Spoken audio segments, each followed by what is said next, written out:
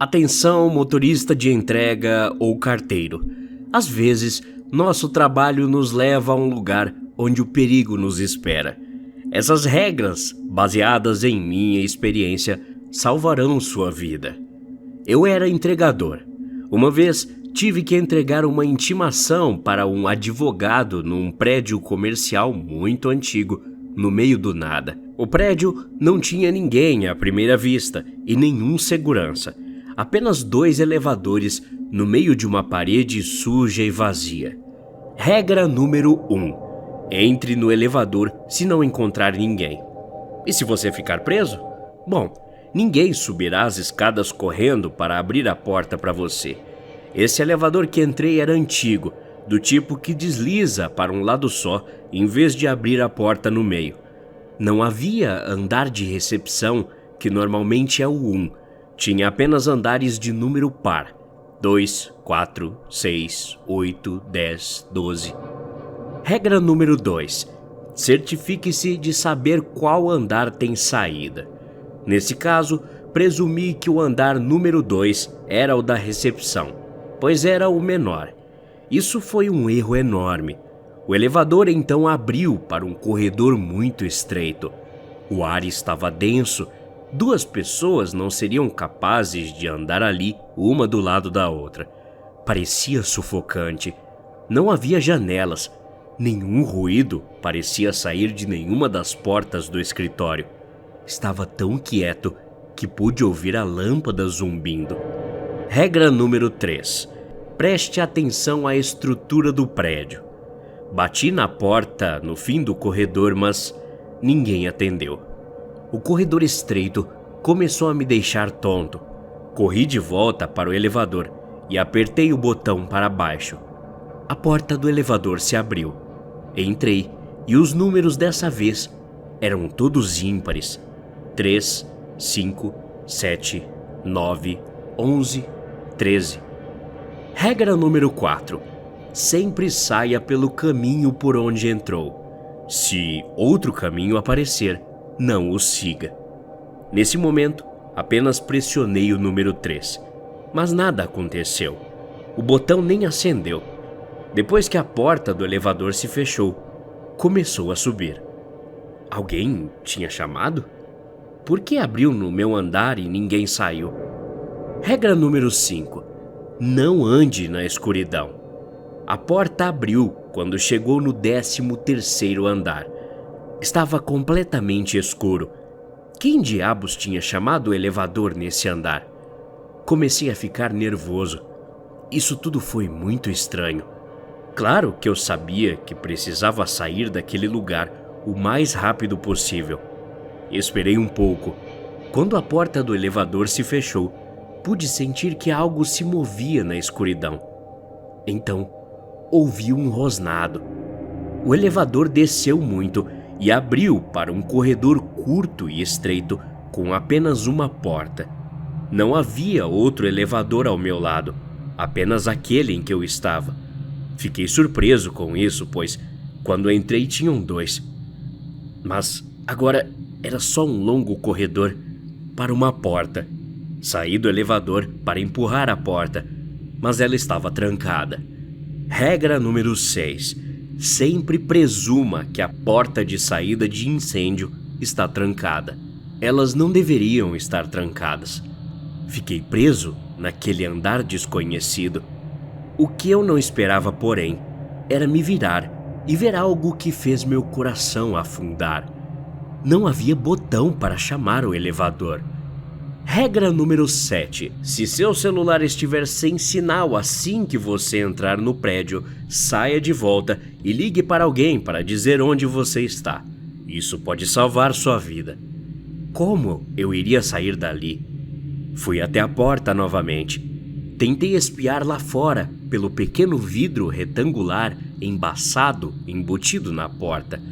Foi aí que vi uma faxineira encostada em uma janela. Fiquei tão feliz por ter encontrado alguém.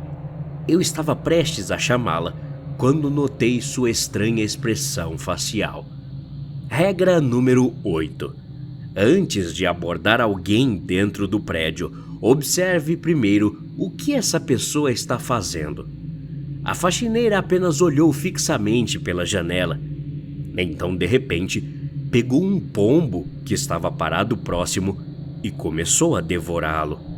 Ela mastigou o pássaro com força. O pombo era quase tão grande quanto sua cabeça, mas ela continuava mastigando.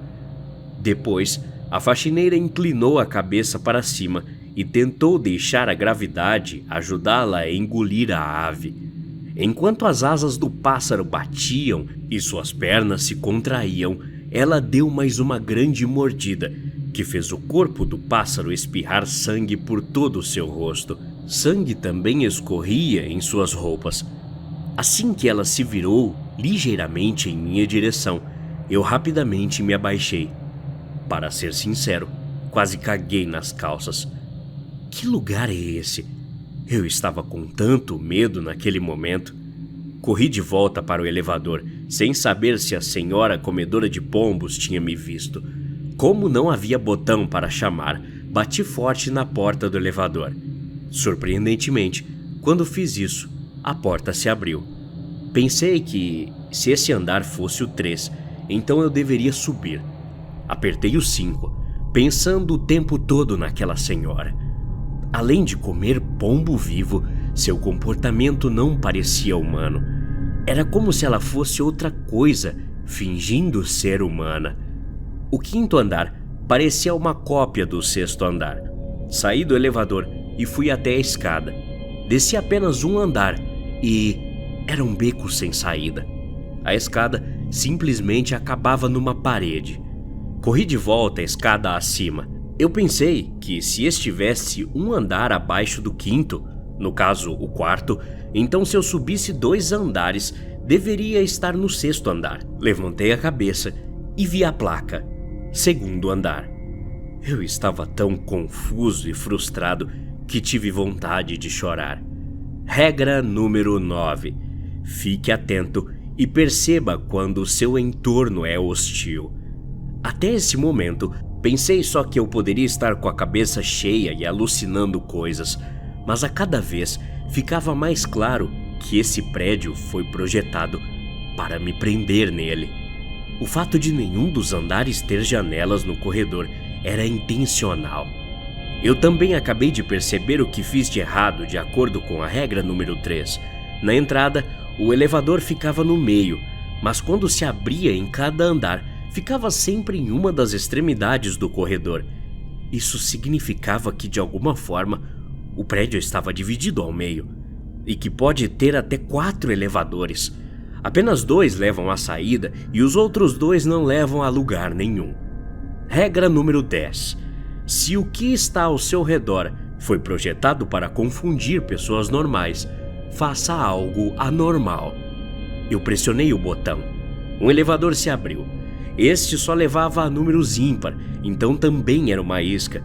Entrei nesse e pressionei para subir, mas saí rapidamente do elevador e pressionei para chamá-lo novamente, na esperança de invocar outro elevador escondido. Outro elevador então se abriu na minha frente. Esse era par. Foi o primeiro que subi. O número mais baixo era 2. Apertei. Não aconteceu nada. O que fez sentido de uma forma distorcida porque eu já estava no 2. Apertei 6. Então ele desceu em vez de subir. Regra número 11. Volte para a área onde as coisas começaram a dar errado na primeira vez. A porta do elevador se abriu e eu estava de volta ao 6º andar, onde ficava o escritório da corretora de seguros, onde eu teria que entregar a intimação para o advogado. Lembrei-me de que quando vim da entrada, não demorei muito para chegar a esse andar. Fui até a escada desse andar e desci. Então eu vi a recepção. Eu podia ver através da porta, mas estava trancado ali. Regra número 12. Se você encontrar uma saída, quebre qualquer coisa para chegar até ela. Eles não tinham o direito de prender você. Eu sei que o prédio não iria jogar limpo. Quebrei a janela. No momento em que estava tirando uma perna do pequeno buraco retangular, ouvi o som da porta da escada se abrindo muito alto lá em cima e passos pesados descendo correndo.